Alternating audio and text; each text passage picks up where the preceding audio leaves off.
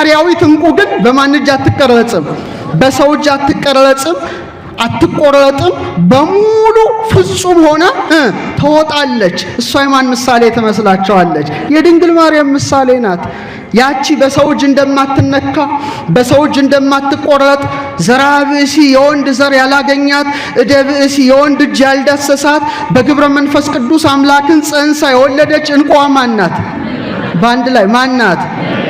እመቤታችን ናትና ላሳያችሁ ምን እንደምትመስል ዕንቁ። እንግዲህ እንድታውቋት ያስፈልጋል። መቼም ማወቅ ጥሩ ነው። እቺ ናት ከአሳ ሆድ ውስጥ የምትወጣ እቺ ናት ዕንቁ የምትባለው እቺ ናት። አያቻት? እያያቻት ታያቻለች። እቺ ማለት ከምን ውስጥ ነው የምትወጣው? እቺ ማለት ናት። ተመልከቱ። መጀመሪያ የጠቀሰው መረግድ ነው። መረግድ ምን እንደሚመስል በኋላ እናያለን። ሄጶዴጤን፣ ጶዴር፣ ጳዚዮን፣ ሰንፔር፣ ሶም፣ ክርስቲሎቤ፣ አሜቴስጢኖስ፣ ኢያሰጲድ፣ ሰርዲኖ፣ ያክንት፣ እልመቅሊጦስ፣ ናብሊስና እብነ አድማስን በመጥቀስ በእነዚህ ሁሉ ድንግል ማርያምን መስሎ የእመቤታችን ጣዕመ ውዳሴ የበዛለት ይሄ ሊቅ አስተምሯልና በእውነት ዛሬ ያን ምስጢር እንመረምራለን። እግዚአብሔር አምላክ ምስጢሩን ጥበቡን ለሁላችንም ይግለጥልን። ድንግል ማርያም በአሳ ሆድ ውስጥ ያለው የተነባበረ ማዕድን ገንዘቧ ነው። እንደሷ የተነባበረ ጸጋ የተሰጠው ማን አለ? ማንም። እናትነትን ከድንግልና፣ ድንግልና ከእናትነት ማንም የተሰጠው የለም። አገልጋይነትን ከእናትነት፣ እናትነትን የማን አገልጋይ ናት? እኛ የማን አገልጋዮች ነን? እሷ ግን አገልጋዩ ብቻ ሳትሆን ምን ሆነች? እናቱ ሆነች። ድንግልና ከወተት ጋራ፣ ወተት ከድንግልና ጋራ ለማንም የማይሰጥ አገልጋይ ናት። የማ ደግሞ እግዚአብሔር ምን አድርጓታል? ንግስት አድርጓታል እኮ አይደል? ንግስት ሆና ሳለች ደግሞ ከነዳያን ጋር ከኛ ጋር አብራናት በረድኤት አመስግኗት እችን ድርብርብን። ስለዚህ ያቺ የባህርን ቁጭ ማለት ነው በጣም እንደምታበራ በጣም ነጸብራቅ እንዳላት ከቅዱሳን ሁሉ ይልቅ በቅድስና የበራችው ዕንቁ ማን ናት? ድንግል ማርያም ብቻ ናት። እና ስዕሏ ላይ የከበሩ ድንጋዮች ጌጡ ነበረ በጥንት ዘመን። እነዚህ ማዕድን የመድኃኒትነት ግብር አላቸው። ስለዚህ አእምሮ የተቃወሰበትን ማከም ይችላሉ፣ ሰውን ከአእምሮ ሕመም ይጠብቃሉ ተብሎ ስለሚታመን በተለይ ደግሞ አሜቴስጢኖስ የዚህ የመፈወስ አቅምና ኃይል ስላለው ጽርዓውያን ምን አሉት? አሜቴስት አሉት እና በእኛ ደግሞ አሜቴስጢኖስ ይባላል። ታዲያ አባ ጊዮርጊስ በአሜቴስጢኖስ ደንጊያ እመስልሻለሁ ይላታል። ማንን? ያ ከግራ መጋባት የተለየ እንደሆነ አሜቴስጢኖስ ንጹህ ልብን ይወክላል፣ ርቱ የሆነ እሳቤን ይወክላል፣ የውስጥ መረጋጋትን ይወክላል፣ ከሙስና ነፃ መሆንን ይወክላል። እነዚህ ሁሉ ግብራት በማን ላይ ይንጸባረቃሉ? በእመቤታችን ላይ ይንጸባረቃሉ። አሜቴስጢኖስ እንዴት እንደሚፈጠር ትንሽ ልንገራችሁና ከድንግል ማርያም ሕይወት ጋር ያለውን ትስስር ባጭሩ ላስቀምጥ። ታያቸዋለች። እቺ ምንድናት? አሜቴስጢኖስ ናት። ቀለሟ ምንድናት? ሐምራዊ ናት። በጣም የሚገርመው ድንግል ማርያም በቤተ መቅደስ ሳለች በተለይ ዘጸአት 26:1 ከተፈተለ ከጥሩ በፍታ ከሰማያዊ ከሐምራዊ ከቀይም ግምጃ የተሰሩ 10 መጋረጃዎች ያሉበትን ማደሪያ ስራ ይለዋል እግዚአብሔር ለሙሴ። እሷ ሐምራዊ የሆነ የእግዚአብሔርን ቤት መጋረጃ ምን ትል ነበረ? ትፈትል ነበረ በዕንቁ ባህሪ እንዝርት። ለዚህ ነው ሐምራዊ የሆነ ቀለም ከስሯ ስር ይቀመጣል። ይሰማችሁ ነው። ወንዘ ትፈትል ወርቀ ወሜላተ ሐርና ወርቅን አስማምታ ሐምራዊ መጋረጃን ለቤተ መቅደስ የፈተለች ሐምራዊዋ አሜቴስጢኖሳችን ድንግል ማርያም ናት። ክብር ይግባት እናታችን። ይሄ ማለት መረግድ ማለት ይሄ ነው። ይሄ ማለት መረግድ ይባላል። እስቲ በሉት። በጣም ጠንካራ ነው።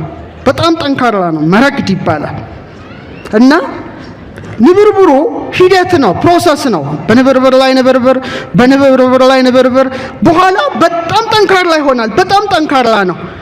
ጠንካራ ስለሆነ ስም ይቀረጽበታል። ምን ይቀረጽበታል? በቃ ስምን ለመሸከም ምን ሆኗል? ብቁ ሆኗል። ለዚህ ነው በዘጸአት 28:9 ላይ እግዚአብሔር እንዲህ አለ፣ 2 የመረግ ድንጋይ ወስደ የእስራኤል ልጆች ስማቸውን ቅረጽበት አለ። ስንት ወስደ? ከዛ በትከሻ ላይ አድርገው። አይገርምም? ስም ሁለት መረግድ፣ አንዱን በግራ ትከሻ አንዱን በቀኝ ትከሻ አድርግና የማንን ስም ጻፍ አለው? የእስራኤልን ስም ጻፍ አለ። ደቂቀ እስራኤል የ12ቱን ነገድ ስም ጻፍ አለ። ስለዚህ አሮን በመረግድ የማንን ስም ተሸከመ? የ12ቱን ነገደ እስራኤል ስም ምን ሆነ? ተሸከመ። በምን? በትከሻው። ትከሻው ላይ ያረፈውት ምንድናቸው? መረግድ ሲበሉ ድገሙት። አሮን በትከሻው ላይ ጠንካራ በሆነው መረግድ የእስራኤልን ስም ሲሸከም፣ ድንግል ማርያም ደግሞ በማህፀኗ የእስራኤል አምላክን ተሸከመች። ክብር ለማህፀኗ ነው። ለማህፀኗ ተዘመረላት። እሳቱን እንዴት ቻለችው ነው እኮ። በቃ ሊቃውን ተደንቀዋል። ሰማይ ወምድር ዘያገምሮ እፎንጋ ማህፀነ ድንግል ጾሮ ያሬድ ነው። እንዴት ቻለው? ሰማይና ምድር የማይችለው እኔ እንጃ። መረግድ ናታ ድንግል ማርያም። ድንግል ማርያም እኮ አልማዝ ናት አይደለችም እንዴ?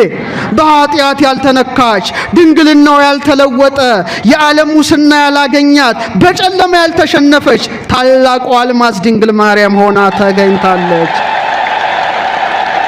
አልማዝ በቀላሉ የሚገኝ አይምሰላችሁ። በጣም በትግል በመሬት ጥልቅ ውስጥ በከፍተኛ ግፊት ነው። ግን የሚገርማችሁ ጥልቅ ውስጥ ሲገኝ ሲወጣ፣ ከጥልቁ ውስጥ አልማዝ ሲወጣ ግን ግልጽ ነው፣ እንከን የለሽ ነው፣ አንጸባራቂ ነው፣ በጣም ብሩህ ነው። ድንግል ማርያም ሕይወቷ ሄኮ ነው። በትህትና ኖረች፣ ግን ስትወጣ አምስቱ ሐዘናት ያላሸነፏት አንጸባራቂ ሆና ተገኘች። አልተሸነፈችም። አልማዝ እሷ ናት። አልማዝ እሷ ናት። የድንግል ማርያም ሃይማኖቷ፣ ምግባሯ፣ ሃይማኖቷ፣ ምግባሯ፣ ትዕግስቷ፣ ፍቅሯ፣ ጣዕመ ፍቅሯ፣ አምላክን የተሸከመ ማህፀኗ፣ እሱን ያዘለ ጀርባዋ፣ እሱን የታቀፈ ክንዷ፣ እሱን የዳሰሱ ጣቶቿ፣ እሱን ያዩ አይኖቿ፣ የሱን ቃል የሰሙ ጆሮቿ፣ የሱን መዓዛ ያሸተቱ አፍንጮቿ፣ እሱን የሳሙ ከናፍሯ፣ እሱን ያጠቡ ጡቶቿ፣ ከእርሱ ጋር የተመላለሱ እግሮቿ። እንቁ እንቁ እንቁ! ክብር ይግባት እናት፣ ወርቃችን እንቋችን ናት። ይህ የላችሁም ነው። በዚህ ኦርቶዶክሳዊ ቻናል መዝሙር የሚጠብቀኝ አይተኛ፣ ስብከት፣ ቤተክርስቲያን የምታስተምራቸው 4 ጉባኤያት አሏት። የተለያዩ ክብረ በዓላትን በቀጥታ መከታተል ይችላሉ። ቻናላችንን ሰብስክራይብ በማድረግ አገልግሎቱን ያግዙ። የሚያስተምሩን መምህራችን ናቸው። በስፋት እንግዲህ ሁላችንም በያለንበት ሳንንቀሳቀስ መምህራችን የሚሰጡንን ትምህርት እንከታተላለን።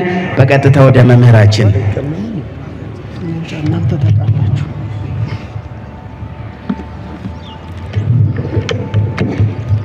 በስመ አብ ወወልድ ወመንፈስ ቅዱስ አሐዱ አምላክ። አቤቱ ጌታችን አምላካችን ንጉሳችን ሕይወታችን ብርሃናችን ተቀዳሚ ተከታይ የሌለ የአብ የባህሪ ልጅ ኢየሱስ ክርስቶስ ሆይ ከባህሪ አባትህ ከአብ ከባህሪ ሕይወትህ ከመንፈስ ቅዱስ ጋራ ክብርና ምስጋና አምልኮትና ውዳሴ ላንተ እናቀርባለን። የተከበሩ አባታችን ጸባቴ ቆሞስ አባ ወልደ ማርያም የዚህ ታላቅ ቤተ ክርስቲያን ዋና አስተዳዳሪ፣ ክቡራን በአውደ ምሕረቱ ላይ ያላችሁ ሊቃውንተ ቤተ ክርስቲያን መምህራን፣ የተወደዳችሁ የተከበራችሁ የክርስቶስ ቤተሰቦች ሁላችሁም አንድ አምላክ በሚሆን በአብ በወልድ በመንፈስ ቅዱስ ስም እንደምን ቆያችሁ? እንደምን አረፈዳችሁ? እንደምን ሰነበታችሁ? ልዑል እግዚአብሔር ሁላችንን በሕይወትና በሰላም ጠብቆ ለዚች የተቀደሰች ዕለት አድርሶናልና የአባቶቻችን አምላክ ልዑል እግዚአብሔር ስሙ የተመሰገነ ይሁን።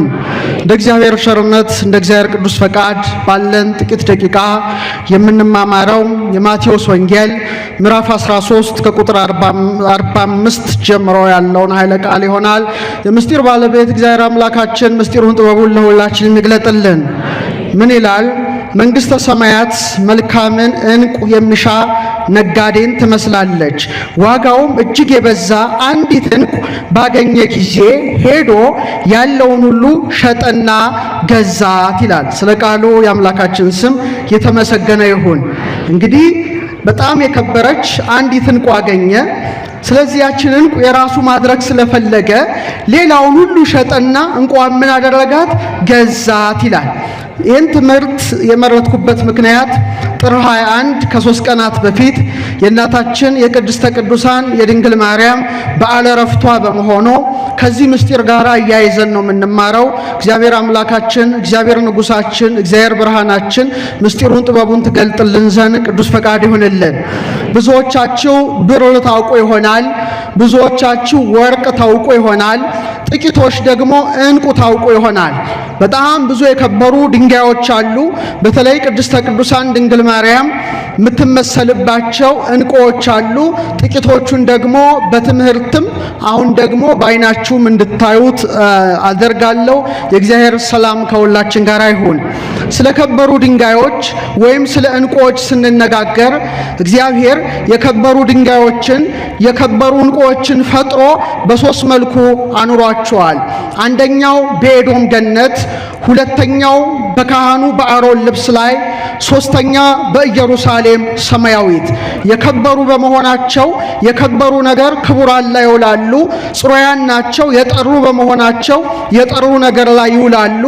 ብሩሃን እንደሆኑ በበሩ ምስጢራት ላይ ይኖራሉና እግዚአብሔር በገነት፣ እግዚአብሔር በኢየሩሳሌም ሰማያዊት፣ እግዚአብሔር በካህናት ልብስ ላይ የከበሩ ድንጋዮች እንዲኖሩ አድርጓል። አባታችን ሄኖክ በምዕራፍ 5 ከቁጥር 23 እስከ 26 በኤዶም ገነት ስላያቸው የከበሩ ድንጋዮች እንዲህ ይላል። ወደ አዜብ ከከበረ ድንጋይ የሚልቅ ወደሚያበሩ ወደ 7 ተራሮች ሄድኩ ይላል። ወደ ስንት ተራራዎች? እንግዲህ ተነጥቆ ሞትን ሲያይ የተሰወረ ነው። መልአኩ ፈለከ ፈለካትን፣ አየራ አየራትን፣ ሙፃ ነፋሳትን፣ የመባረቅትን የነጎድጓድን ምስጢር ለሄኖክ ካሳየው በኋላ እንደገና ወስዶ ገነትን ያስጎበኘዋል። 7 ተራራዎች ሲያሳየው 7ቱ ተራራዎች በሙሉ በከበረ ድንጋይ ምን ሆኑ ናቸው? የተሸለሙ ናቸው። 3ቱ በምስራቅ፣ 3ቱ በአዜብ በኩል ናቸው። በምስራቅ በኩል ያለው አንዱ ከቅጥልጣል ዕንቁ ነው ይላል። ከምን አይነት ዕንቁ? ቅጥልጣል ማለት መረግድ ነው። በኋላ እናየዋለን። ይቀጥልና አንዱ ከባህሪ ዕንቁ ነው ይላል። እሱንም እናየዋለን። አንዱ ደምርስ ከሚባል ዕንቁ ነው። በአዜብ በኩል ያለው ደግሞ ከቀይ ዕንቁ ነው ይላል። ቀይ ዕንቁንም ጊዜ ካለን እናያለን። መካከለኛው ግን ፔካ፣ ይሄ ደግሞ ነጭ ድንጋይ ነው ከሚባል እንደተሰራ እንደ እግዚአብሔር ዙፋን እስከ ሰማይ ይደርሳል። አጎበሩ ሰንፔር ሰማያዊ ቀለም ያላት ዕንቁ ናት ከሚባል ዕንቁ ነው። በተራራ ሁሉ ላይ የሚነድ እሳትን አየው ካለ በኋላ በ7 ተራራ የሚያበራ ዕንቁ አየው ይላል። በምን ተራራ? ስለዚህ ሄኖክ 7 ተራራዎችን መልአኩ ያሳየዋል። ግማሹ ከሰንፔር፣ ግማሹ ከመረግድ፣ ግማሹ ከፔካ ከነጭ ድንጋይ የታነጸ ሆኖ የእግዚአብሔር ዙፋን ደግሞ ፔካ የተባለ ዙፋኑ በጣም ነጭ የሆነ የድንግል ማርያም ምሳሌ የሆነ የከበረ ድንጋይን ለማን ያሳየዋል? ለሄኖክ ያሳየዋል። ስለዚህ እነዚህ ነገሮች በጣም ታላላቅ እንደሆኑ መገንዘብ ያስፈልጋል። ለምሳሌ 4 ወንዞች ገነትን ተመሳቅለው ያጠጣሉ። ኤፌሶን፣ ግዮን፣ ጤግሮስ፣ ኤፍራጥስ። ዘፍጥረት 2:10 ላይ ምን ይላል? ከዚያም ለ4 ክፍል ይከፈል ነበር ይላል። የኤዶም ገነት ወንዝ የአንደኛው ወንዝ ስም ኤፌሶን ነው። እርሱም አለ ወርቅ የሚገኝበትን የኤውላጥ ምድርን ይከባል። የዚያ ምድር ወርቅ ጥሩ ነው። ከዚያም ሉልና የከበረ ድንጋይ አለ ይላል። በሌሎቹ አብነት መረግድ ይላል። ሐመልሚል ማለት መረግድ ነው። መረግድ ምን እንደሚመስል በኋላ ነግራቸዋለሁና እግዚአብሔር አምላክ የከበሩ ድንጋዮችን የት አኑሯል? በኤዶም ገነት። እስቲ በሉ በምን? በጣም ጥሩ። ከዛ በኋላ ለደብተራ ኦሪት አገልግሎት የመረጠው አሮንን መርጦ ለሙሴ ያዘዋል። 12 ዕንቁዎች ከፊት ከኋላ ከቀኝ ከግራ እንዲደረደሩ በተለይ 6 እየሆኑ እንዲደረደሩ ማን አዘዘ? እግዚአብሔር አዘዘ። በተለይ በዘጸአት 28 ከ17 ጀምሮ ምን ይላል? በ4 ተራ የሆነ የዕንቁ ፈርጥ አድርግበት። በፊተኛው ተራ ሰርዲዮን፣ ቶጳዚዮን የሚያብረቀርቅ ዕንቁ ይላል። በሁለተኛው ተራ በልብሱ ማለት ነው። በሁለተኛው ተራ በሉር ታውቃላችሁ? እሺ በኋላ እናየዋለን። ሰንፔር አልማዝ ይላል። በሶስተኛው ተራ ያክንት፣ ኬልቄዶንና አሜቴስጢኖስ ይላል። በአራተኛው ተራ ቢረሌ፣ መረግድ፣ ኢያሰጲድ በወርቅ ፈርጥ እያደረግ አሮን ልብሱ ላይ ሲሄድ ደግሞ ድምፅ ያሰማል። ሹዋ ሸዋ ይላል። ህዝቡ አሁን አሮን ለማይጠንት አሁን ለጸሎት ገባ እያሉ ሚተጉ ናቸውና 12 የከበሩ ዕንቁዎችን በማን ልብስ ላይ ያኖረ? በአሮን። እስቲ በሉ በጣም ጥሩ። በዚህ ስንደነቅ ታላቋ ከተማ ሁላችንም ከሞት ተነስተን የምንወርሳት ኢየሩሳሌም ሰማያዊት በ12 ዕንቁዎች የተሰራች ናት። በምን አይነት ዕንቁዎች? በ12። ራእይ 21:20 ላይ የከተማይቱ ቅጥር መሰረት በከበረ ድንጋይ ሁሉ ተጌጦ ነበረ። ፊተኛው መሰረት ኢያሰጲድ፣ ሁለተኛው ሰምፔር፣ ሶስተኛው ኬልቄዶን፣ አራተኛው መረግድ፣ አምስተኛው ሰርዶንክስ፣ ስድስተኛው ሰርዲዮን፣ ሰባተኛው ክርስቲሎቤ፣ ስምንተኛው ቢረሌ፣ ዘጠነኛው ወራወሬ፣ 10ኛው ክርስፕራስስ፣ 11ኛው ያክንት፣ 12ኛው አሜቴስጢኖስ ነበር ይላል። 12ኛው ምንድነው? አሜቴስጢኖስ። እስቲ እነዚህ ነገሮች በጣም የተለዩ ናቸው። ስለዚህ ኢየሩሳሌም ሰማያዊት በምን ታንጻለች? በ12 ዕንቁዎች እግዚአብሔር ሰርቷታል። እና እግዚአብሔር የፈጠራቸው የከበሩ ድንጋዮች ብዙ ናቸው።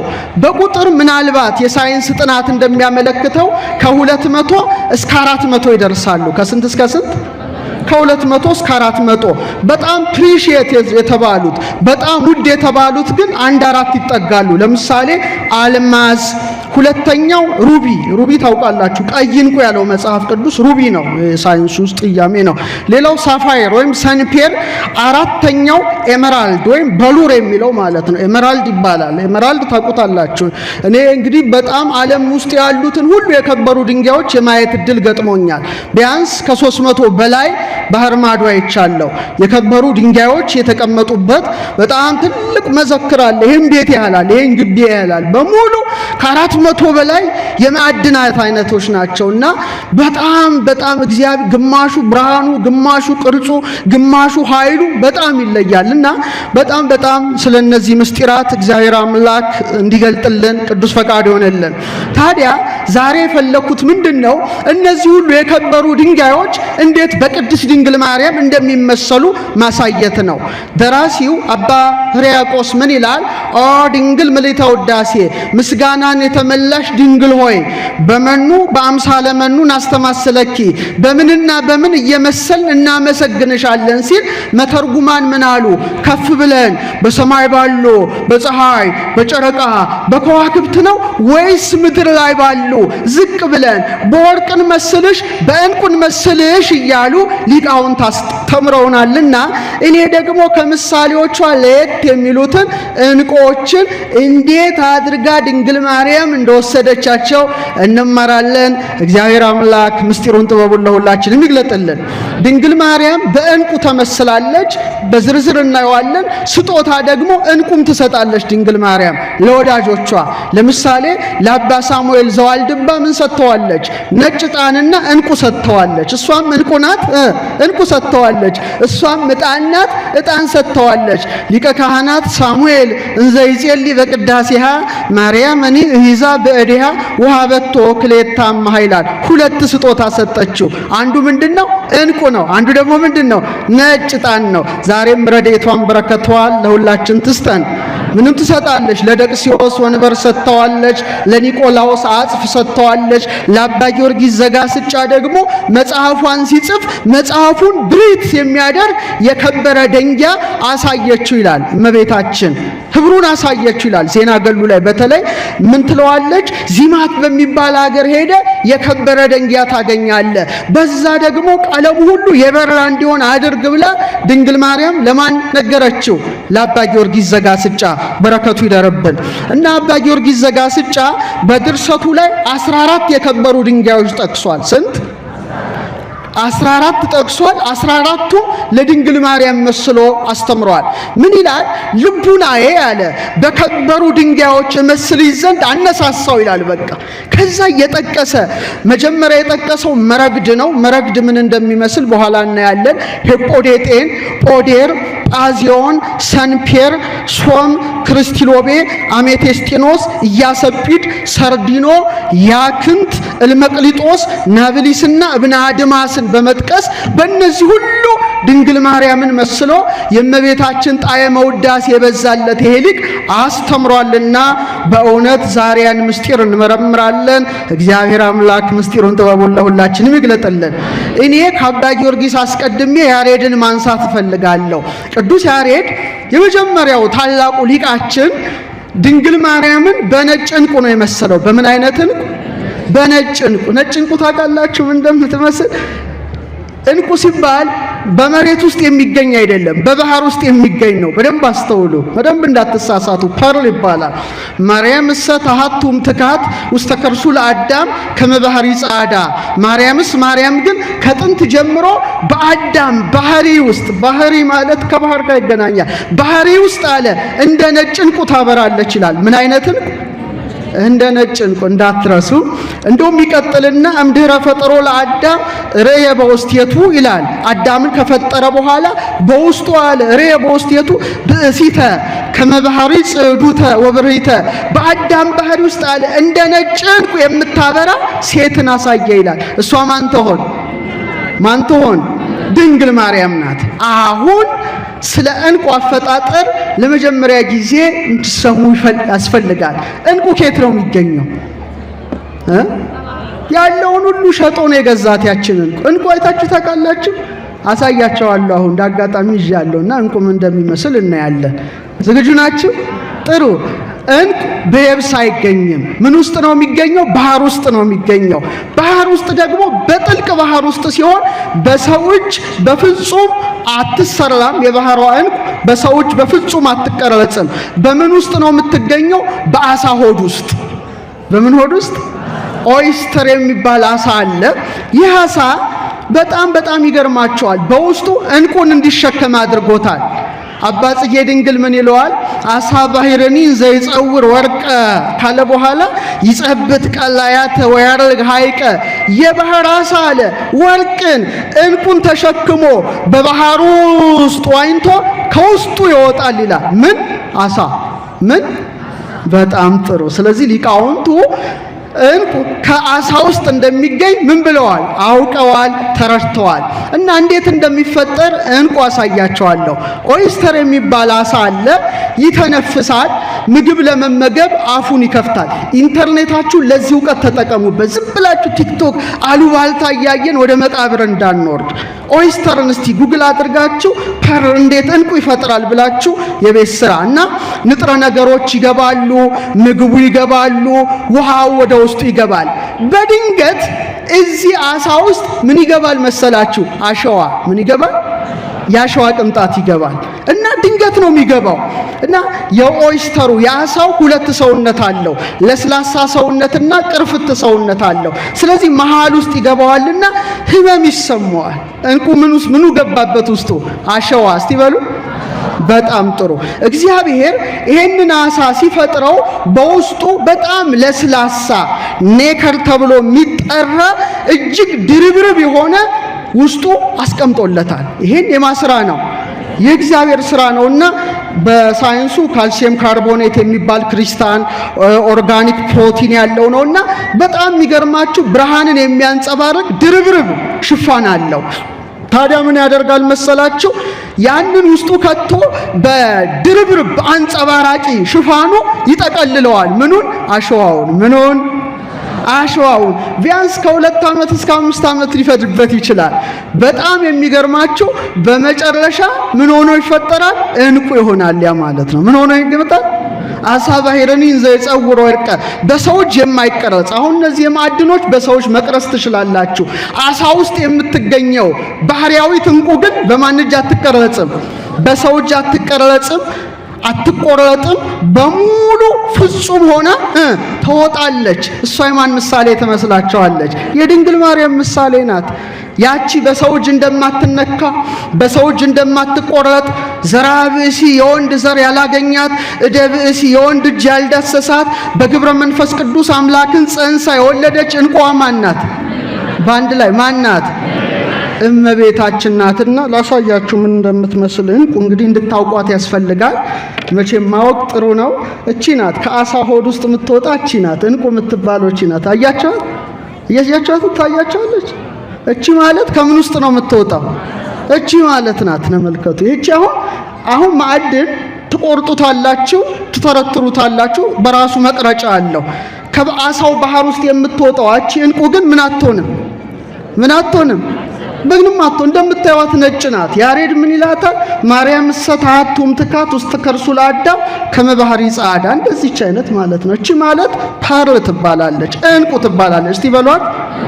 አሁን ለዚህ ነው ሊቃውንቱ በተለይ በገና ሲደረድሩ የእግዚአብሔር ልጅ በመጣ ጊዜ ለካሳ እንበለዘር ወይም ያለዘር እንደ ንብና እንደ አሳ ይላሉ። እንደምንና እንደምን? እንደ ንብና እንደ አሳ ማለት እኮ ይሄ እኮ ነው። በግብረ መንፈስ ቅዱስ አምላክን በድንግልና ጸንሳ በድንግልና ምን ሆነች? ወለደች። ቅዱስ ኤፍሬም ምን ይላል ሃይማኖተ አበው ላይ? እንቁ በሰደፍ ወይም በማህደር ውስጥ ካለ ስጋ ይወጣል ይላል። ከምኑ ስጋ? ከአሳው ስጋ ነው የሚወጣው። እንደዚሁ ይላል አካላዊ ቃል ኢየሱስ ክርስቶስም ያለ ዘር በሰው ስጋ እንደተወለደ የማያምን ማን ነው ይላል። ምን የማያምን ማን ነው ይላል። ስለዚህ እቺ እንቁ የማን ምሳሌ ናት? ለዚህ ነው ስዕሏ ላይ እቺ አሁን ጸባቴ ታስታውሰው እንደሆነ ሐመረኖ ኪዳነ ምሕረት አስተዳዳሪ ነበሩ አይደለ? እንደዚህች አይነት እንቁ ስዕሏ ላይ ተሰክቶ ተስሏል አይደል? እዚህ ጋር ስጦታ ሰጥተውኛል። ይሄ ማለት በጥንት ጊዜ ስዕላት ሲሳሉ በድንግል ማርያም ስዕላት ዙሪያ የከበሩ ድንጋዮች ማጌጥ እዚህ ጋር እዚህ ላይ በሙሉ ምሳሌዎቿ የሚሆኑ እንቁዎች ናቸው። በጣም የሚገርመው አሁን እንቁ የሚጀምረው ምን ሲሆን ነው ብያቸዋለሁ። በድንገት ውስጡ ምን ሲገባ? አሳ ውስጥ። አረ ነገሩን አሸዋ ነው። በድንገት ነው የእንቁ ታሪክ ጀመረ ማለት ነው። ድንገተኛ ነው። ማንም አሳው ሳይጠብቀው ያንቁ ይገባል። በተመሳሳይ መልኩ እውነተኛውን እንቁ ባህሪ ኢየሱስ ክርስቶስን የወለደች ቅድስት ድንግልም በድንገት ነው። ወንዘ ትፈትል ወርቀ ወሜላተ አስተራያ ገብርኤል ግብተ። በድንገት ቅዱስ ገብርኤል ከእግዚአብሔር ዘንድ ተልኮ መጥቶ ጸጋን የተመላሽ ደስተኛይቱ ምን ይበልሽ ደስ ይበልሽ ብሎ ድንገተኛ ብስራት አበሰራት። ይሄ ተሰምቶ የማይታወቅ ነው። በጣም ከባድ ከአይምሮ በላይ ነው። እሷ ራሱ ከንግግሩ በጣም ምን አለች ይላል? ደነገጠች ይላል። እንኳን እሷ ቅዱስ ገብርኤልም አያቅም። መልአክኒ ያይመረ ዕለተ ምጽአቱ ለቃል አምላክ ሰው አምላክ የሆነበትን ምስጢር ማን ያውቅም? ገብርኤል አያውቅም። ድንግልም ከአይምሮ በላይ የሆነውን ነገር ምን አለችው? እንደ ቃል ይሆነልኝ ይደረግልኝ ብላ ተቀበለች። አሳው አሸዋውን እንደሚውጠው የሰማችኝ ነው። አሳው አሸዋውን እንደሚውጠው ድንግል ማርያምም ማንን ተቀበለች? የእግዚአብሔርን ቃል በእምነት ተቀበለች። ግን የሚገርመው አሳው አሸዋ ውስጡ ባደረ ጊዜ ምቾት ብቻ አይምሰላችሁ። ምንም አለ፣ ህመምም አለ። ምን አለ? ህመም አለ። ድንግል ማርያም ጌታን በመጽነሷ መከራ አግኝቷታል። ዮሴፍ አረጋዊ ልለያት ፈለገ። በቃ መኑ ቀረጸ አክናፈ ድንግልናኪ እምኀበ መኑ ጸነስኪ፣ ከማን ወለድሽ እያለ መጨረሻ እንደውም ሊለያት ሲያስብ ለሷ ህመም እኮ ነው ይሄ። ሊለያት ሲያስብ የማን ተገለጠለት? የእግዚአብሔር መልአክ ቅዱስ ገብርኤል ተገልጦ ከሷ የሚወለደው በግብረ መንፈስ ቅዱስ ነውና የዳዊት ልጅ ዮሴፍ ጮኛ ማርያምን ለመውሰድ ምን አትበል ይለዋል፣ አትፍራ ይለዋል። ረዴቱ በረከቱ ይደርብን። እንደገና ደግሞ ማየዘለፋ ትጠጣሏት። በጣም ሆድ በጥብጦ አንጀት ቆራርጦ የሚጥለውን አጠጧት። እሷ ግን እውነተኛዋ እንቁ ናትና ፊቷ እንደ ፀሐይ ያበራ ነበር። አክብሯት እችን ንግስት። እንደገና ደግሞ በቤተልሔም ማደሪያታ ስትንከራተት ተመልከቱ። ገስታውስ የእንግዳ ማደሪያ እንኳን ለሷ ታቶ ምን ውስጥ ነው የወለደችው? የከብቶች በረት ውስጥ ነው የወለደችው። ታዲያቺ ንግስት እቺ እንቁ በጣም ትደነቃለች። እና የሚገርመው እንቁዋ ምን አላት ብያቸዋለሁ? ንብርብር አላት። ምን አላት? ንብርብር ነው። ኔከር የሚለውን ስታዩት እንዲህ የተነባበረ በጣም ደግሞ ብዙ ሽፋን ነው። ጥቂት አይምሰላችሁ። በሺዎች የሚቆጠሩ እያንዳንዱ አሳ ውስጥ ያሉ ሽፋኖቹ እንዴት እንደሚያምሩ በጣም ንብርብር የበዛባቸው እንቁዎች እጅግ ሲያምሩ፣ ጥቂት ንብርብር ያላቸው ደግሞ በጣም ጥቂት የሆነ ብርሃንን ነው የሚሰጡት። ታዲያ የተደራረበ ብርሃን የተጎናጸፈችው ማን ትመስላችኋለች? ድንግል ማርያም ናት። ድንግል ማርያም በአሳ ሆድ ውስጥ ያለው የተነባበረ ማዕድን ገንዘቧ ነው። እንደሷ የተነባበረ ጸጋ የተሰጠው ማን አለ? ማንም። እናትነትን ከድንግልና፣ ድንግልና ከእናትነት ማንም የተሰጠው የለም። አገልጋይነትን ከእናትነት፣ እናትነትን የማን አገልጋይ ናት? እኛ የማን አገልጋዮች ነን? እሷ ግን አገልጋዩ ብቻ ሳትሆን ምን ሆነች? እናቱ ሆነች። ድንግልና ከወተት ጋራ፣ ወተት ከድንግልና ጋራ ለማንም የማይሰጥ አገልጋይ ናት። የማ ደግሞ እግዚአብሔር ምን አድርጓታል? ንግስት አድርጓታል እኮ አይደል? ንግስት ሆና ሳለች ደግሞ ከነዳያን ጋር ከኛ ጋር አብራናት በረድኤት አመስግኗት እችን ድርብርብን። ስለዚህ ያቺ የባህርን ቁቺ ማለት ነው በጣም እንደምታበራ በጣም ነጸብራቅ እንዳላት ከቅዱሳን ሁሉ ይልቅ በቅድስና የበራችው ዕንቁ ማን ናት? ድንግል ማርያም ብቻ ናት። እና ስዕሏ ላይ የከበሩ ድንጋዮች ጌጡ ነበረ በጥንት ዘመን። ሰጊድ ወአምሃ ይደሉ ለስዕልኪ ማለት ምን ማለት ነው? ስግደትና እጅ መንሻ ማለት ወርቁን ዕንቁን ያደርጉላታል። ግማሾቹ ደግሞ ምን ያደርጋሉ? ዕንቁ ወርቅ ከሌላቸው አበባ ይሰጧት ነበረ። ናንፈርዝ ቅድመ ስዕላ እንዘንሁብ ጋዳ እጅ መንሻ ጊፍት ለማን? የዕንቁ ጊፍት ይሰጧታል የጥንት ሰዎች። ለምንድን ነው? ድንግል ማርያም ምን ስለሆነች ነው? ንገሩኝ። አቃቢተ ሆት የምትባል አቶስ ገዳም የምትገኘው ስዕለ ማርያም አቤት ያላት የማዕድን ብዛት! ሰው ሁሉ ስጦታ ያመጣላታል። ያንንም መስጠት የማይችሉ ደግሞ ምን ያደርጋሉ? እንዘ ትነጽፍ ዘርቤታተ ወትነሰንስ መጽሬ ለክብረ ስዕልኪ ድንግል ትሰግድ ነፍሴ ምንጣፍ እያነጠፉ አበባ እየበተኑ በስዕሏ ፊት ምን ያደርጋሉ? ይሰግዳሉ። ረድኤቷ በረከቷ ይደርብን። ታዲያ ቅዱስ ያሬድ ምሳሌ ቢያጣላት ምን አለ? ማርያም ግን አለ ከጥንት ጀምሮ በአዳም ባህሪ ውስጥ እንደ ነጭ ዕንቁ ታበራለች አለ። እንደምን አይነት ዕንቁ? ብዙ አይነት ዕንቁ አለ ከአሳ ሆድ ውስጥ የሚወጣ። ለምሳሌ ነጭ አለ፣ ክሬም የሚመስል አለ፣ ግራጫ አለ፣ ጥቁር የሚመስል አለ፣ ቡናማ ይወጣል። አንዳንዴ ደግሞ ብታዩ ሮዝ፣ አረንጓዴ፣ ሰማያዊ ዕንቁዎች ከአሳ ሆድ ውስጥ ይወጣሉ። ቅዱስ ያሬድ ግን ለይቶ በምን አይነት ዕንቁ መሰላት? እንዳትወስዱብኝ እሺ። በነጭ ዕንቁ መሰላት። በምን አይነት ዕንቁ? ተመልከቱ። ያቺ ነጭ ዕንቁ በአሳ ሆድ ውስጥ እያለች በደፈረሰ ባህር ውስጥ እያለች የደፈረሰው ባህር የሷን ንጽህና ያጠፋዋል? አያጠፋውም። በተመሳሳይ መልኩ ምልአተ ኃጢአት ዓለምን ባደፈረሰበት ሰዓት ድንግል ማርያም ግን ቅንጣት ኃጢአት ሳይነካት በንጽህና በቅድስና ጸንታ እውነተኛውን ብርሃን ኢየሱስ ክርስቶስን ሰጥታ የብርሃን እናት ተባለች። እመብርሃን ሆተ ብርሃን አንቀጸ ብርሃን ተብላለች። እንግዲህ በጣም ይደንቃል። እና እቺ ዕንቁ ለዓመታት ያሬድ እንዳለው ለዓመታት በአሳ ሆድ ውስጥ ተሰውራ ትኖራለች። ድንግል ማርያም ሕይወቷ እንደዛ ነው።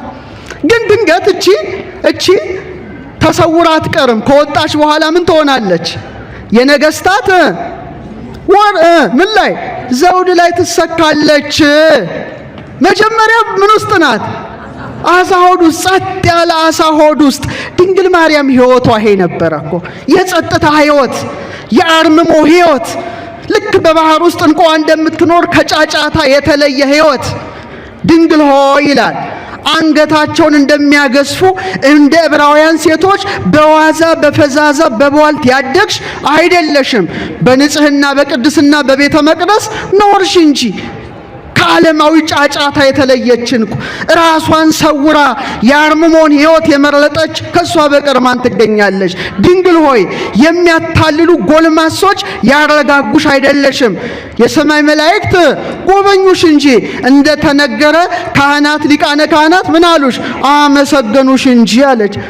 ድንግል ማርያም የአርምሞን ሕይወት የዝምታን ሕይወት ስትመርጥ ትሑታንን ከፍ ከፍ አድርጓል እንዳለች ጊዜው ሲደርስ ደግሞ የአምላክ እናት ሆነች። ክብር ይግባት እናታችን ነው። በቃ እቺ ዕንቁ በኋላ ነገስታት ዘውድ ላይ ነው የምትቀመጠው። በዓለም ውዱ ዕንቁ ታውቃላችሁ የማን እንቁ እንደሆነ? ህዳር 15 2018 እንደ ጎርጎሮሳዊ ዘመን ቀመር የፈረንሳይ ንግስት ነበረችና ሜሪ አንቶኔ የሷ እንቁ ጨረታ ላይ ቀረበ። ምን ላይ? ጄኔቫ ስዊዘርላንድ ጨረታ ላይ ወጥቶ የሚገርማችሁ 32 ሚሊዮን ዶላር ነው የተጨረተው። ይሰማችሁ ነው? ምን ያህል የከበረ ነው። ለዚህ ነው ጌታ ያለውን ሁሉ ሸጦ እንቁዋን ገዛት ይላል። እሷ ማናት? አካሏን አካል ባህሪዋን ባህሪ ያደረገ መድኃኔዓለም ነው። ነጋዴው መድኃኔዓለም ነው። እንቁዋ ድንግል ማርያም ናት። ገንዘቡ አደረጋት፣ እናቱ አደረጋት። ከዚህ የበለጠ ምን ነገር አለ? ምን ነገር አለ?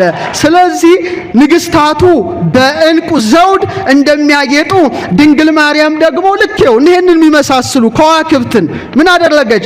ዘውድ ደፋች።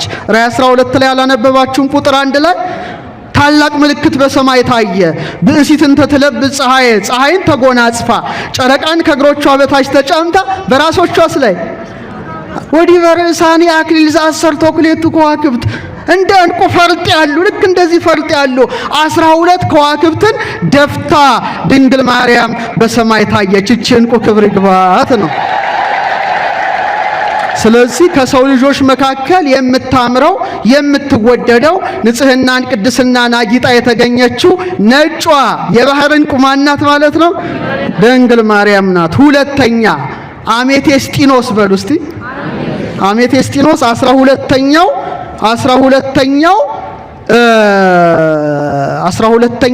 የኢየሩሳሌም ሰማያዊት የታነጸበት ምንድነው? የከበረ ድንጋይ ነው። የከበረ ድንጋይ ነው እና አሜቴስጢኖስ በጣም ይገርማል። ይሄን ነገራችሁ ትምህርቴን አበቃለሁ። ከቃሉ ጋር ናችሁ? እሺ። አሜቴስጢኖስ አሮን በሚለብሰው ልብስ ላይ በሶስተኛ ተራ ይላል ያክንት ኬልቄዶን አሜቴስጢኖስ አድርግበት ይላል። ሶስት ነገሮች ማለት ነው። ያክንት አለ፣ አንድ ማዕድን ነው። ኬልቄዶን አለ፣ ሶስተኛው አሜቴስጢኖስ ይባላል። አሜቴስጢኖስ የግሪክ ቃል ነው። በግሪክ አሜቴስት ማለት ምን ማለት ነው? አልሰከረም ማለት ነው። ምን ማለት ነው? እነዚህ ማዕድን የመድኃኒትነት ግብር አላቸው። ስለዚህ አይምሮ የተቃወሰበትን ማከም ይችላሉ፣ ሰውን ከአይምሮ ህመም ይጠብቃሉ ተብሎ ስለሚታመን በተለይ ደግሞ አሜቴስጢኖስ የዚህ የመፈወስ አቅምና ኃይል ስላለው ጽርዓውያን ምን አሉት? አሜቴስት አሉት እና በእኛ ደግሞ አሜቴስጢኖስ ይባላል። ታዲያ አባ ጊዮርጊስ በአሜቴስጢኖስ ደንጊያ እመስልሻለሁ ይላታል። ማንን? ያ ከግራ መጋባት የተለየ እንደሆነ አሜቴስጢኖስ ንጹህ ልብን ይወክላል፣ ርቱ የሆነ እሳቤን ይወክላል፣ የውስጥ መረጋጋትን ይወክላል፣ ከሙስና ነፃ መሆንን ይወክላል። እነዚህ ሁሉ ግብራት በማን ላይ ይንጸባረቃሉ? በእመቤታችን ላይ ይንጸባረቃሉ። አሜቴስጢኖስ እንዴት እንደሚፈጠር ትንሽ ልንገራችሁና ከድንግል ማርያም ሕይወት ጋር ያለውን ትስስር ባጭሩ ላስቀምጥ። ምናልባት ጂኦሎጂስቶች አላችሁ ታውቃላችሁ እናንተ በስፋት አሜቴስጢኖስ እንግዲህ ጂኦዲስ በሚባል ክፍት ድንጋዮች ውስጥ የሚወጣ ማዕድን ነው። በጣም ማወቅ ያለብን ትልቅ ነገር ነውና ባዶ ቦታ ከሌለ አሜቴስጢኖስ ምን አይልም? አይወጣም። እየሰማችሁ ነው? ባዶ ቦታ ከሌለ አሜቴስጢኖስ ምን አይልም? አይወጣም። ስለዚህ ምን ይፈልጋል ማለት ነው? ባዶ ስፍራ ይፈልጋል። ምን ለመውጣት? ምን ለማግኘት? አሜቴስጢኖስ። እስቲ ወዷቸው እኛ ምን ወርቅ ኮፈር ነው የምናውቀው፣ ብር ነው የምናውቀው። የእመቤታችንም ሕይወት ያ ነው፣ አሜቴስጢኖሳዊ ሕይወት ነው። ምክንያቱም ልቧ ለማን የተከፈተ ይመስላችኋል? አረ ለክርስቶስ ጋር ለእግዚአብሔር የተከፈተ ነው። ንጽህናዋ፣ ታዛዥነቷ፣ ታማኝነቷ፣ ሃይማኖቷ፣ ርህራሄዋ፣ ፍቅሯ፣ ትዕግስቷ ሁሉ ለእግዚአብሔር እንደተከፈተ ምን ሆኗል? መስኮትና በር ሆኗል። አሜቴስጢኖስ በተከፈተ ቦታ ላይ እንደሚወጣ ድንግል ማርያምም እውነተኛ እንቋ ድንግል ማርያምም ለእግዚአብሔር ምን ሆነች? የተከፈተ ሕይወት ነበራት። ለዚህ ነው አባ ጊዮርጊስ ዘጋስጫ ምን ይላታል? አሜቴስጢኖስ የሚባል የማዕድን አይነት አንቺ ነሽ። ኢያሰጲድ፣ ሰርዲኖ ከሚባሉ ማዕድናት የተሰሩ ደንጊያ አንቺ ነሽ። አርጋኖን ላይ ነው። ይሄውም አለ አርአያ ምሳሌ ክፋት ነቀፋ ለማያገኘው የቅድስናሽ ጌጥ ነው አለ። አመስግናታችን አሜቴስጢኖሳችን ከዛ ክፍት ቦታ ከፈለገ በኋላ በጣም የሚገርማችሁ ሞቅ ያለ በማዕድን የበለጸገ ውሃ ወደዛ ውስጥ ይፈሳል። እግዚአብሔር ስራው ድንቅ ነው። ይሄን ሁሉ የሚያከናውነው እሱ ነው። ከዛ በኋላ አሜቴስጢኖስ መውጣት ይጀምራል። ምን አይነት ውሃ ይፈሳል አልኳችሁ? ለብ ያለ ሞቅ ያለ በማዕድን የበለጸገ ውሃ እዛ ድንጋይ ውስጥ ይገባል። ከዛ በኋላ አሜቴስጢኖስ መምጣት ይጀምራል። የድንግል ማርያምም ሕይወት እኮ ተመሳሳይ ነው።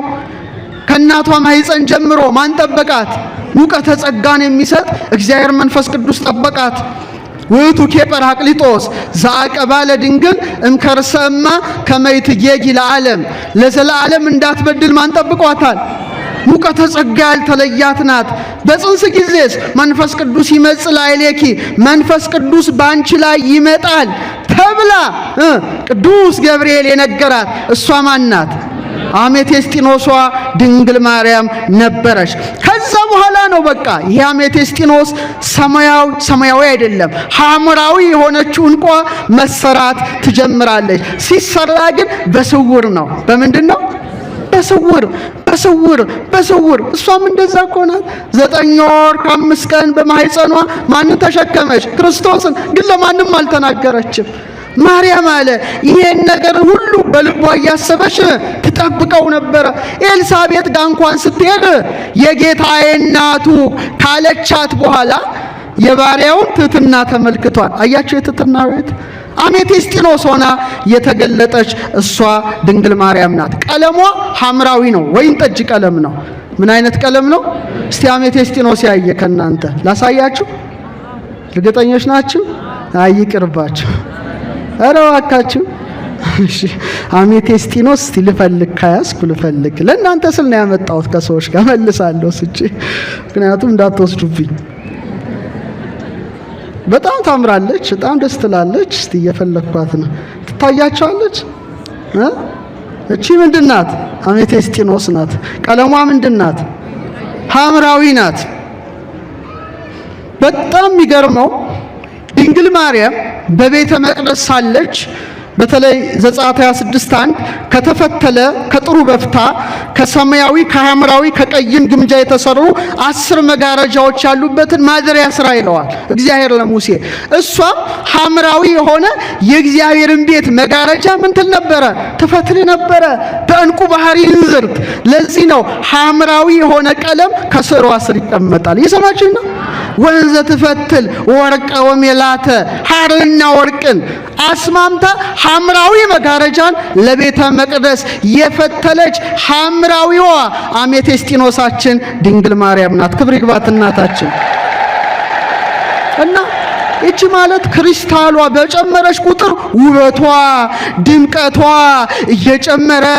እየጨመረ እየጎላ እያንጸባረቀ እንደሚሄድ እውነተኛው ብርሃን ኢየሱስ ክርስቶስ በማኅፀኗ ባደረ ጊዜ ድንግል ማርያምም እንደዛው አበራች። መብርሃን ናታ፣ ብርሃን ሆነች።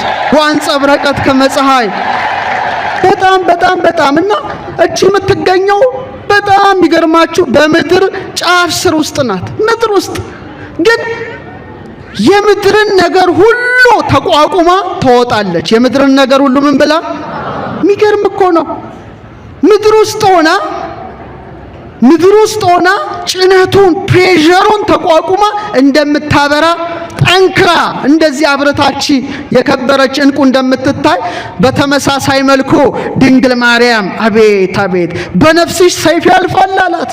ያንን የተቋቋመች የግብፅን በረሃ የተቋቋመች 5ቱን ሐዘናት የተቋቋመች እግረ መስቀል ስር ቆማ አልቅሳ ሐዘንን የተቋቋመች ከድንግል ማርያም በቀር ማን ትኖራለች? ክብር ለአሜቴስጢኖሳችን ለድንግል ማርያም እና ይሄ የክብር ዕንቁ የንጉሳዊ ዕንቁ ይባላልና እሷም ትሁት አገልጋይ ሆና መጨረሻ ምን ሆነች? የሰማይ ንግሥት። እስቲ በሉ ድገሙት። የሰማይ ንግሥት ሆና አሜቴስጢኖስ ተባለች። እቺ ሆነች ማለት ነው። እንደዚህ አብረታ ተገኘች። እንዳትወስዱብኝ ብያቸው። እሺ አሁን ጸባቴ ማየት ይችላሉ። ለርሶ ለያዋት እንደዚህ እያዩት ግን ይመለሳል። እሺ መጨረሻ መረግድን ልንገራችሁ። በጣም አልማዝ፣ ሰንፔር፣ በሉር አራስንቱ ምሳሌዋ ነው። በጣም ብዙ ነው። እቺ መረግድን ብቻ ነግሬያችሁ አበቃለሁ። መረግድ ምናልባት ማጥናት ከፈለጋችሁ ወይ ጂኦሎጂ ውስጥ መግባት የፈለጋችሁ ካላችሁ ኦኒክስ ይባላል። ኦኒክስ መረግድ ኦኒክስ ይባላል። 12 ጊዜ በመጽሐፍ ቅዱስ ላይ ተጠቅሷል። ስንት ጊዜ? አባ ጊዮርጊስ ምን ይላታል መሰላችሁ? መረግድ በሚባል እንቁ አመሳስዬ እጠራሻለሁ ይላታል። እጠራሻለሁ ካለ በኋላ ህብራቸው በተራራ ላይ ካለ እንደ በረድ በሚነጣ ሄጶዴጤን በጶዴር መስዬ እጠራሻለሁ፣ ይሁም ለንጽህናሽ አምሳል ነው ይላታል ወዳጇ አባ ጊዮርጊስ። እና መረግድ የተጠራው ዘፍጥረት 2:12 ላይ ነው። አማርኛው መጽሐፍ ቅዱስ በደንብ አልተረጎመውም። ምንድነው የሚለው? ከዚያ ሉልና የከበረ ድንጋይ ይገኛል ነው የሚለው። ግዕዙ ግን አስተካክሎ ሐመልሚል ይላል። ዝንጉርጉር ማለት ነው። ምን ማለት ነው? ዝንጉርጉር። እና በጣም ሁለገብ ነው። የመጀመሪያው ጥቁር ነው። ጥቁር ነው። ነጭ አለ፣ አንዳንዴ ቡናማ አለ፣ ቀይ፣ አረንጓዴ፣ ግራጫ ባሉ ቀለማት ውስጥ ስለሚመላለስ ሐመልሚል ይባላል። ህብረ ሐመልሚል ቀይ ወጻዲድ አርያ ኮሰኮዝ ዘብሩር አባ ጽጌ ድንግል የሚለው ማለት ነው። እና መረግድ እንዴት እንደሚፈጠርና ድንግል ማርያምን አባ ጊዮርጊስ እንዴት እንደመሰላት ነግሬ አበቃለሁ። እና ኦኒክስ ብዙ ጊዜ ውሃ በሚፈስበት ጥልቅ ጉድጓድ ውስጥ የሚወጣ ማዕድን ነው። ምን በሚፈስበት? ውሃ በሚፈስበት በሚንቀሳቀስበት ጉድጓድ ውስጥ ጥልቅ ውስጥ የሚወጣ ነው። እና ውስጥ ነው ማለት ነው። የእመቤታችንም ሕይወት ተመሳሳይ ነው። በስውር የኖረች ናት። ቅድም ነግሬያቸዋለሁ አይደለ? በከተማ ጫጫታ ውስጥ ኖረች? አረ ንገሩኝ። በሞቀ በደመቀ በእናት በአባቷ ቤት ኖረች? የለም፣ አልኖረችም። ለዚህ ነው ያዝነኒ ማርያም ዘረከበኪ ድክትምና አመቤተ መቅደስ ቦይኪ እንዘ ትጠብዊ ሀሊባሃና ወያስተፌስሃኒ ካይበ ትእምርተ ልህቀትኪ በቅድስና ምስለ አብያጺሁ ከመአብ እንዘ ይሴስየኪ መና ፋኑኤል ጽየን ዘይከይድ ደመና። ድንግል ማርያም አለ ካና ከኢያቄም ቤት ወጥተሽ ከቤተሰብሽ ተለይተሽ ብቸኝነትሽ ያሳዝነኛል አለ። ያሳዝነኛል፣ በቃ ብቸኛ ናት፣ ጫጫታ ውስጥ የለችም። ግን አለ እየሰማችሁ ነው። ፋኑኤል ደግሞ እሳትን የሚጫማው ፋኑኤል ከባልንጀሮቹ መላእክት ጋር ደግሞ መናን እየመገበ በቤተ መቅደስ የማደግሽ ድንቅ ታምር ምን ይለኛል? አረ ንገሩኝ፣ ደስ ያሰኘኛል አለች። እና ማርያም የአርምሞ ሕይወት ነበራት። የኔና የናንተ ንግስት፣ የኔና የናንተ ወርቅ፣ የኔና የናንተ እንቁ ድንግል ማርያም የአርምሞ ሕይወት መረግድ ብቻውን በባህሩ ውስጥ በጥልቁ ውስጥ እንደሚኖር እሷን በትህትና ትኖር ነበረ። ከዛ ምን ይፈጠራል መሰላችሁ? ከዛ ደግሞ የሲሊካ የበለጸጉ ውሃዎች ምኑ ላይ መፍሰስ ይጀምራሉ? እዛ ላይ መፍሰስ ይጀምራል። መረግድ ባንዴ አይፈጠርም። ያ ውሃ መጀመሪያ ይፈስበታል። የሰማችሁ ነው ኦርቶዶክሳዊ? ውሃው ማን ነው? መንፈስ ቅዱስ። ዘፍጥረት 1:2 ላይ ወመንፈሰ እግዚአብሔር ይጼልል መልዕልተ ማይ፣ የእግዚአብሔር መንፈስ በምን ላይ ሰፎ ነበረ? በውሃ ላይ የከፈለ ያዋሃደ ማን ነው? እግዚአብሔር መንፈስ ቅዱስ ነው። በቃ በኋላ መረግድ መጣ። በንብርብር ላይ ንብርብር እየሰራ በጣም ጠንካራ ሲሆን መጀመሪያ አሮን ትከሻ ላይ ነው እንዲቀመጥ የተደረገው። በጣም ከባድ ነው። ጥቁር ነው።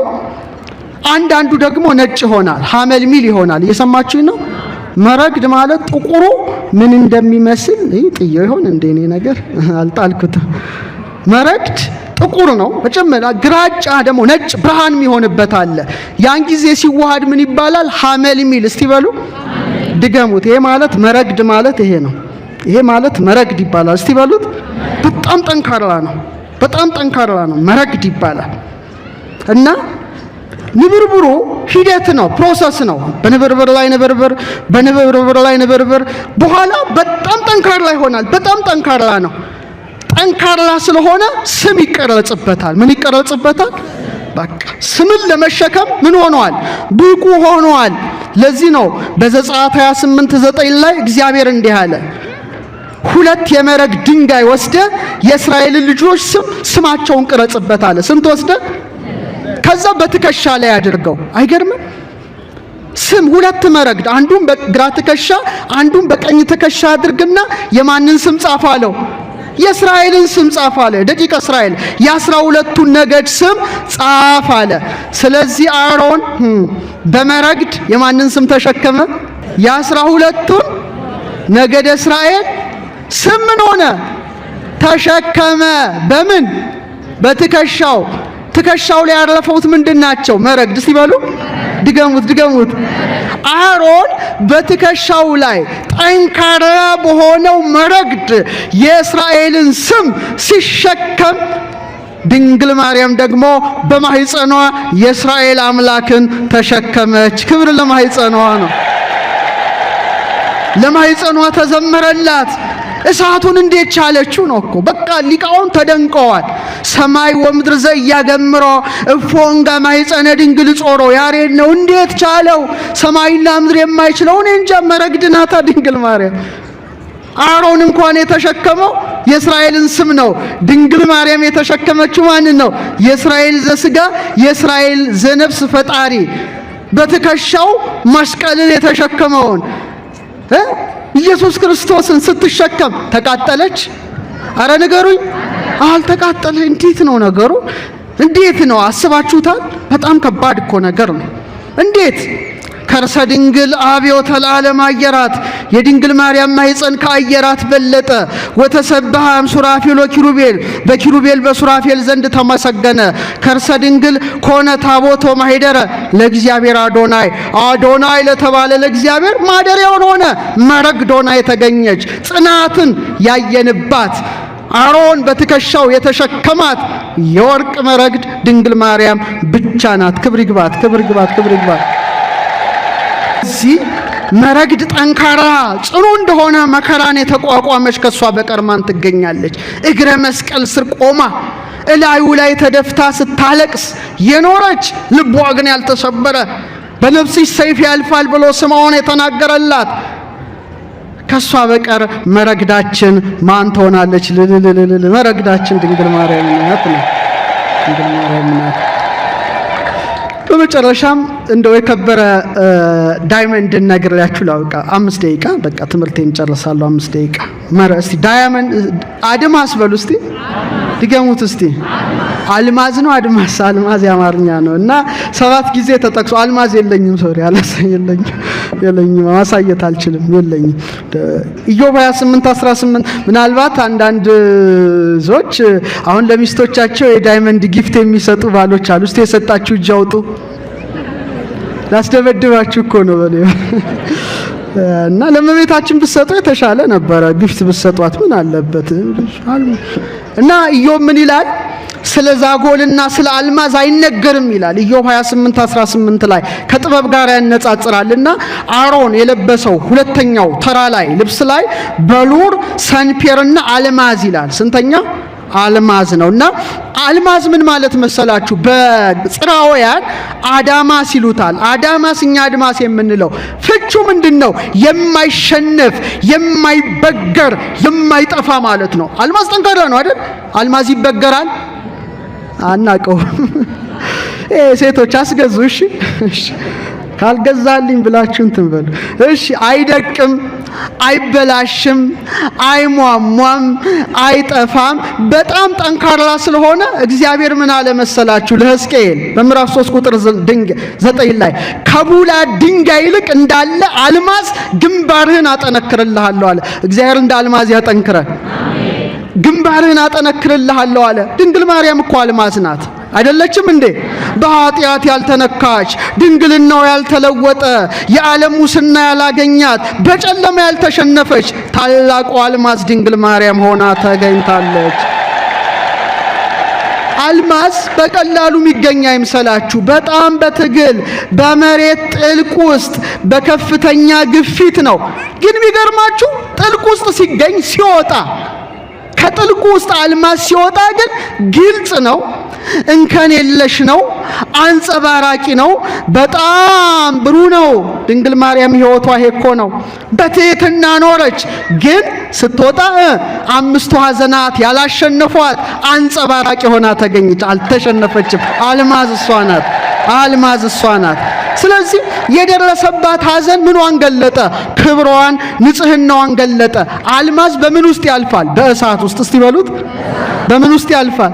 እሷም በእሳት ውስጥ አልፋለች። የግብጽ በረሃዊ እሳት ልቧ ሲደማ አላያችሁም? ቀራንዮ ላይ ያን ሁሉ የሐዘን ነበልባል አሸንፋ ድንግል ማርያም አሁን በሰማይ ያለች ክብር ይግባት ነው። በጣም እና ለምሳሌ ዳይመንድ ብርሃን ይቀበላል አይደል? እዚች ጋር ብታረጉት ብርሃን ይቀበላል፣ ብርሃን ያበዛል፣ ብርሃን ያፈነጥቃል፣ ብርሃንን አድምቆ ያሳያል። ይህ ብቻ ሳይሆን ብርሃን በውስጡ ቢያልፍም አልማዙ ምን አይሆንም? አይሰነጠቅም። ምን አይሆንም? ድገመው። ምን አይሆንም? ድንግል ማርያም ታላቁን ብርሃን ከብርሃን የተገኘ ብርሃን ኢየሱስ ክርስቶስን በማህፀኗ ስትሸከም አልተቃጠለችም። ብርሃኑን በድንግልና ጽንሳ በድንግልና የወለደች እንደ ታተመ ማህተመ ድንግልናዋ ጸንታ የኖረች እሷ ማን ናት? በኋላ አልማዝ በነገስታት ራስ በንግስታት ዘውድ ላይ ጸንቶ እንዲቆም ድንግል ማርያምም የሰማይና የምድር ንግስታት ሆና ከብራ ትገኛለች ነው። እና አባ ጊዮርጊስ እንዲህ ይላል። እስቲ አብረን እንበል። አርጋኖን ላይ አንጥረኞች በሉ እስቲ ብረቶችን የሚያቀልጡበት ብርቱ የአድማስ ደንጊያ አንቺ ነሽ። በወሊድ ጊዜ ያልተለወጠ የማኅተመ ድንግልና ኃይል እንደ አድማስ እንደ አልማዝ የጸና ነው። ድንግል ማርያም ድንግልና የጸና ነው። ማይበገር ነው። በመጨረሻም ሰንፔር ላመጣላችሁ ነበረ። ዛሬ ያልያዝኩትም ሌላ ቀን አመጣላችኋለሁ። ሰንፔርን ፍቅሯ ስለሆነ እሷን ብቻ ልናገር ይፈቀድልኝ። ሰንፔር እስቲ በሉ። ሰንፔር በጣም ደስ ስትል ሰማያዊ ናት። ሰንፔር ሳፋየር ታውቃላችሁ? ሳፋየር ጂኦሎጂስቶች እዚህ ውስጥ ካላችሁ በጣም ሰንፔር እግዚአብሔር ለምን መርጦታል መሰላችሁ? ለዙፋኑ። ለምን? ለዙፋኑ ፔካ ነጭ ደንጊያ እንደመረጠ በዙፋኑ ወለል ሰንፔር አለ።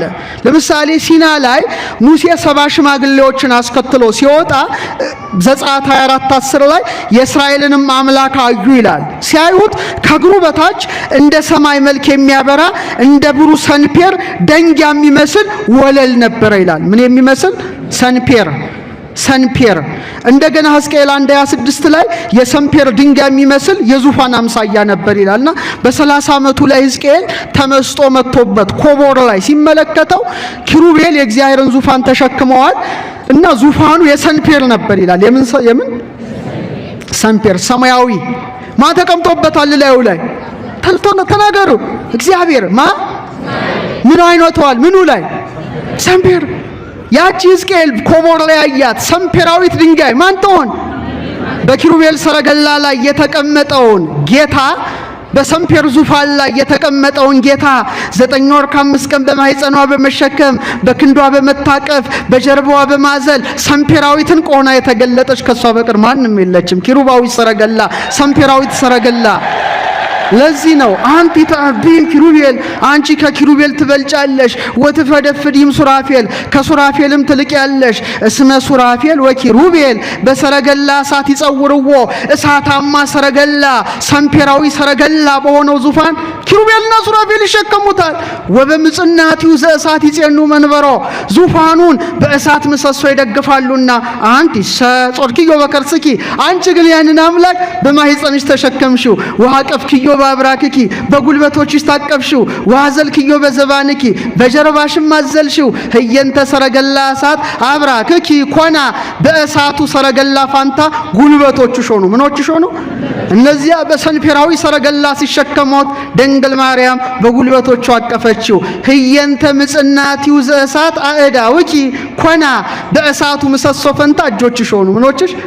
እነዚያ ሰንፔራዊት ዙፋኑን ፔካዊት ዙፋኑን በእሳት ምሰሶች ሲደግፎ ድንግል ማርያም ዙፋኑን ሳይሆን በዙፋኑ ላይ የተቀመጠውን በክንዷ ደገፈችው።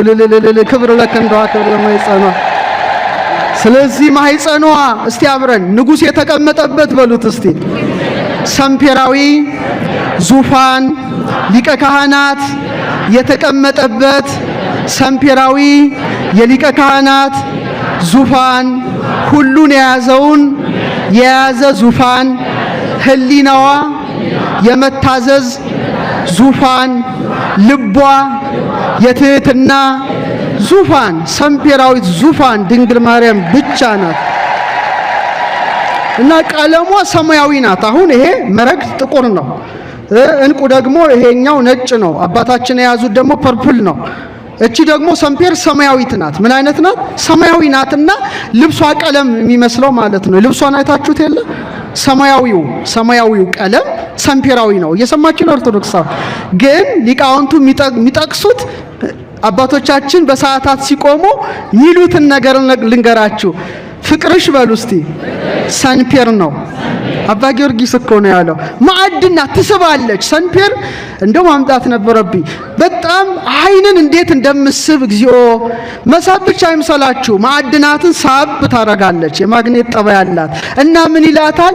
ፍቅርኪ ሰንፔር ለዘይርህቆ ይስህቦ መንገል አሚን ያቀርቦ መኑ ከማኪ ምክንያተ ድህን ዘተውቦ። ሰምፔራዊ ፍቅርሽ በሉ እስቲ ድገሙት ባካች። የራቀውን ያቀርባል። ምን አይነት ፍቅርሽ? አቤት አቤት! ወደ ሃይማኖት ያቀርበዋል። ምክንያት የተሰጠው ምክንያተ ድህን የተሰጠው እንዳንቺ ማን አለ? አቤት ድንግል ማርያም ፍቅር ናት። እንዴት ሳበችን! ሁላችን ሳባረገችን። ተውት ሌላውን። እንደው ስዕሏ እንኳን አይስባችሁ? ከሩቅ ስታዩ እኮ አታውቁትም። በቃ ወደ ስዕሏ ስትሄዱ ዝም ብላችሁ በቃ ሳብ አይደል እንዴ? ለምሳሌ ልጅ እናቱን ሲያይ እንዴት ነው የሚሆነው? እየተሳበ አይኗን እያየ አይደል የሚሄደው? ነው አይደለም? በከመ ይትፌሳ ሕፃን ሶበይሬ እሞ እትፌሳ አንሰ ስእለኪ በርእዮ ተሳልሞ ይላል። ሕፃን እናቱን ሲያይ ሮጦ አንገቷን አቅፎ እሟ እያለ እንደሚስማት በተመሳሳይ መልኩ ስዕልሽን ሳይ እንደዛ ነኛል። እመቤታችን ፍቅር ናት። ስንቱን ሳበችው።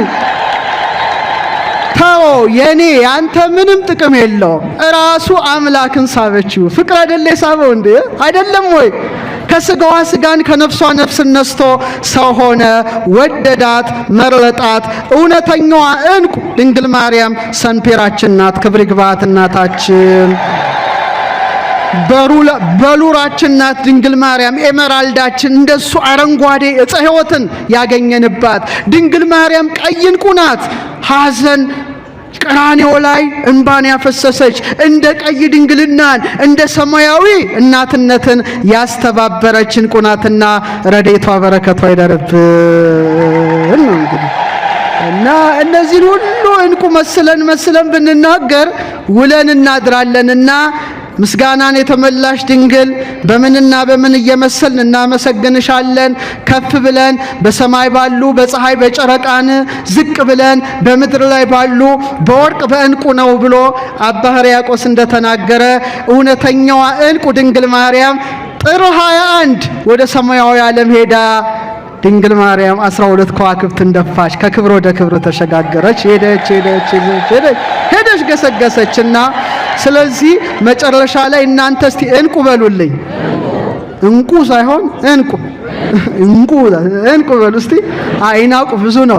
እሺ እናንተ እንቁ በሉልኝ። የድንግል ማርያም ሃይማኖቷ፣ ምግባሯ፣ ሃይማኖቷ፣ ምግባሯ፣ ትዕግስቷ፣ ፍቅሯ፣ ጣዕመ ፍቅሯ፣ አምላክን የተሸከመ ማህፀኗ፣ እሱን ያዘለ ጀርባዋ፣ እሱን የታቀፈ ክንዷ፣ እሱን የዳሰሱ ጣቶቿ፣ እሱን ያዩ አይኖቿ፣ የሱን ቃል የሰሙ ጆሮቿ፣ የሱን መዓዛ ያሸተቱ አፍንጮቿ፣ እሱን የሳሙ ከናፍሯ፣ እሱን ያጠቡ ጡቶቿ፣ ከእርሱ ጋር የተመላለሱ እግሮቿ። እንቁ ክብር ይግባት እናት ወርቃችን እንቋችን ናትና ረድኤቷ በረከቷ ይደርብን። ያስተማረን የመከረን የአባቶቻችን አምላክ ልዑል እግዚአብሔር ክብርና ምስጋና አምልኮትና ውዳሴ ለተቀደሰ ስሙ ይሁን እላለሁ። እኔም እንቁን ወደ ማህደሩ አስገብቼ ወደ ሰዎቹ እመልሳለሁ። እግዚአብሔር ከሁላችን ጋር ይሁን። ይህ ሄላቱብ ነው። በዚህ ኦርቶዶክሳዊ ቻናል መዝሙር የሚጠብቀኝ አይተኛ፣ ስብከት፣ ቤተ ክርስቲያን የምታስተምራቸው 4 ጉባኤያት አሏት። የተለያዩ ክብረ በዓላትን በቀጥታ መከታተል ይችላሉ። ቻናላችንን ሰብስክራይብ በማድረግ አገልግሎቱን ያግዙ።